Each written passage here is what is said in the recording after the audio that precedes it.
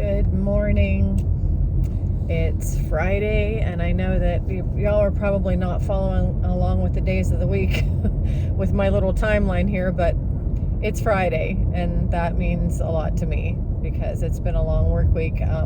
As much as I love my job, once I get to the end of the week, I'm still happy. So anyway, with that, please like and subscribe. Please share my channel. Please comment whether you agree with me or not. If you have something to add to my content, or if you hear something that I have to say that is factually wrong, or if you have anything at all, any input at all that can add to this or share, and I don't mind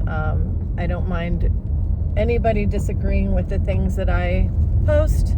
If I'm talking about something that is you have another opinion about, please feel free to share that. So, that being said, the subject for today is something that I was thinking about while getting ready for work, and it has to do with basically, I guess for some reason I started looking up things like, or the things Jesus taught metaphysical. And that really interests me. It interests me to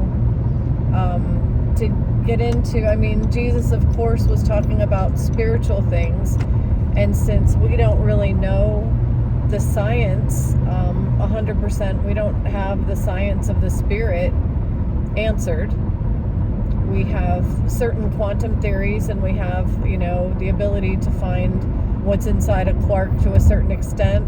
We know what protons are, and we know what wave and matter is, and we've been able to scientifically dive into consciousness to a certain extent, but we have not been able to scientifically define the spirit. So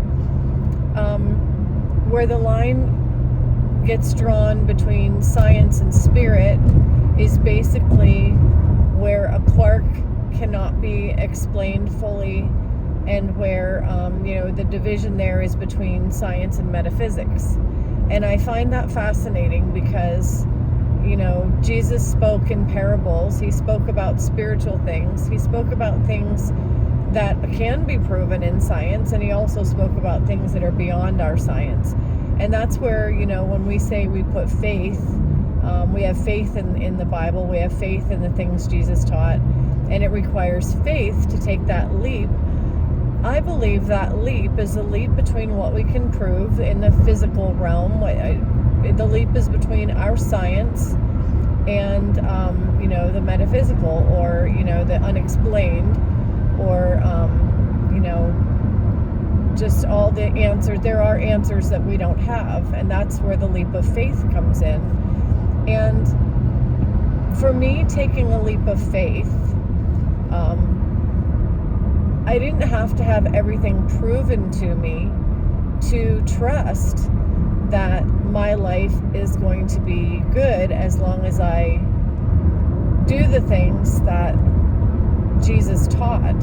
And when he says I'm the way, the truth, and the life, what he's really saying is he taught us how to get over that gap. That's like, it's almost like it's a chasm. It's like, it can be the size of the Grand Canyon, that leap, or it can be as tiny as one step or one thought. It's actually as small as a thought. It can seem like we are an entire universe away from walking in the spiritual realm. It can seem like we're so wrapped up in the physical world that it's just such a huge distance to where we need to go. But it's literally a thought away. And that's what I wanted to talk about today. The Bible does describe, and again, I'm going to talk about the Bible because that is the book that I was, that I learned because I'm in the Western world. If you're reading the Quran, or if you're, if you're a Buddhist, or if you, are into the Kundalini, if you're into the Hindu practices, I do not criticize anybody else's religion, because this isn't about religion. This is about learning things in the spiritual. And for me, I learned in the Western world. I learn from the Bible. So I do follow the things that Jesus taught, and I do believe that he taught us life, how to find life. How to find life is really how to get from the physical to the spiritual. And so when I say that is just a thought away, it truly is, because when we're thinking in terms of negativity, when we're thinking negatively, when we're thinking, I can't possibly do that, or this can't possibly happen, or, we limit ourselves. When we limit ourselves, limiting beliefs and limiting thoughts are what keep us stuck in the physical realm, because we don't think that it's possible. And my channel is called All Things Possible, and it's called that for a reason, because everything is possible. The Bible says all things are possible for him, who believes. All things are possible in Christ. And the fact of the matter is, all we have to do is think it's possible for it to be possible. And that's quite a concept. And that's faith. Faith is knowing that anything can happen. I was thinking this morning about the Bible talking about moving mountains. And when we think of a mountain, we look at, Mount Everest, or we look at, the different mountains in the, I'm not going to name all the mountains in the world, but you know what I'm saying. We think of a mountain as a big heap of dirt all piled up, pushed up by the glaciers, and really tall and physical, and something that there's no way we could ever literally move. But moving a mountain is not only possible, it can be a daily occurrence. It can be just something that's easy. Moving a mountain is a matter of thought. And if we know we can move a mountain, we can move a mountain, because in the metaphysical world, in the reality that really is, a mountain isn't what we think it is. And I'm not talking about walking up to, a huge mountain, Mount Fuji, and just saying move and watching the physical mountain. And I'm not going to try to say that couldn't happen. I'm not going to try to say that, because last time I said it can't happen, I was proven wrong. I said money doesn't fall out of the sky. And as you can see in my video that I posted, it was like money literally fell out of the sky, just to prove me wrong. So I'm not going to say that it cannot physically happen. What I am going to say, though, is that metaphorically speaking, moving a mountain is changing one thought to turn something from this can't happen to this can happen, and then watching it happen. So say you have an obstacle in your way. Sometimes mountains are character flaws. Like, I had a lot of stubbornness. You could say that's an understatement. I was an extremely rebellious, stubborn, strong-willed child, and I have a strong will. I'm very stubborn. I was rebellious, and that rebellion and that stubbornness was in my way. That was a metaphorical mountain in my way. So when I wanted to move to a different realm in my life, that mountain had to be removed. And was it a physical mountain that you put on your hiking boots and climb? No, but it was a symbolic mountain that was standing between me and the life that I wanted to live. It was standing between me and the world of the spirit. And so that mountain had to be moved. And it took a lot of tears. It took some depression. It took some, they call it brokenness in the Bible. The Bible calls it brokenness, where you're basically on the floor crying your eyes out and just heaving with emotion and just, it's basically things inside us that are purged. And that purging requires us to be broken. And it's an ego death is what it is. Those things, getting rid of those character flaws that we have that are standing in the way between us and our spiritual dream life, those are, that's our ego standing in the way. And we work through those things to get rid of them. Sometimes we don't even know those things exist, and life has to show us. Life has to happen to us to expose those things. And once life happens to us and starts to expose those things and we realize they exist, then we have to do the work, and they call that shadow work. So I'm learning a lot about this, but I mean, moving the mountains of your own character flaws, that's ego death, and those are pretty huge mountains to have to move, and they don't just get moved. It takes shadow work, it takes work, it takes research, it takes study, it takes willingness, and that's the main thing. I've always said you've got to be willing to go through the pain to get to your purpose, to get through. And our purpose is to be one. Our purpose is to live in that light. That's the purpose of every soul, is to live in that light. And so it takes some tough stuff to get through, to get there.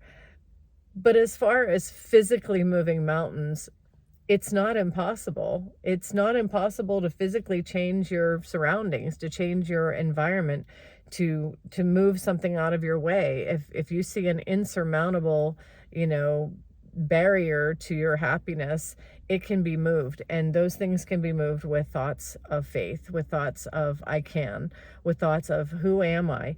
And what I want to leave you with is the main thing that we have to know in order to move those mountains in our life is, number one, who am I? We've got to answer the question, who am I? And I'm just going to give you the answer. I'll give you the spoiler. I am. So who am I? We are all parts of the one. We are all parts of the collective. We are all parts of God. Jesus told us that no matter what religion you follow, you should be led spiritually. Step away from religion, because religion divides. Spirituality brings together. That's why Jesus was hung on the cross, because the religious leaders didn't like what he was saying, and he was giving freedom from religion. So we want to be free from religion, and we want to work on the spiritual things of life. And we have to ask ourselves, who am I? We are the collective. We are the one. We are the whole. So that is who we are. And we have to find our way to that. We have to understand who we are, no matter what it takes. Prayer, research, reading books, watching YouTube videos, going to whatever meetings or whatever gatherings or groups or, whatever. Go on that path, go on that journey of exploration, and be willing to learn. And the key word is willing. You have to be willing to learn. So once you realize who you are, who am I? And then I gave you the other answer, which is, basically, what am I here for? And that is to be part of the one. So we are part of the one, and we are to be part of the one. And once we get that, once it really clicks in, that's an awakening that takes place that is life-changing. That is where you leave the world of the physical and enter the world of the spiritual. We're still in the world. We're still acting out in this, some call it the matrix, some call it the hallucination, some call it the conjured up dream that we're having. Whatever this is that we're playing around in, we're still in it. But until we die, until our bodies physically die, we're still in this, but we're not of it. And that's exactly what that means. So when we go through that step of knowing who we are and why we're here, and we're willing to learn, and we're willing to go through the pain that it takes for that ego death to happen, and we're on a mission to find those answers, that's when we step into that new realm. So it's a very exciting awakening. It's what I dedicate my channel to from this point on. I had somebody tell me that I was blathering on, and I understand that completely. I do get long-winded. However, this channel, I used to just kind of go on and on about my life, because that was me. If you go back to my older videos, that was me in this journey, in this process. And I'm glad I have those videos. I mean, I don't know if they're hard to watch or if you can fast forward through them, whatever, but that was me getting to the point where I am now. And I really want to keep those videos up, because it shows the journey of how I got to where I am now. And if it can help anybody get there, we don't all have the same story, and we don't all have the same life, and we don't all have the same experiences, but you can look at my experiences and maybe relate to some of it, or maybe see how things came about for me. But I want to be somebody who leads people into this.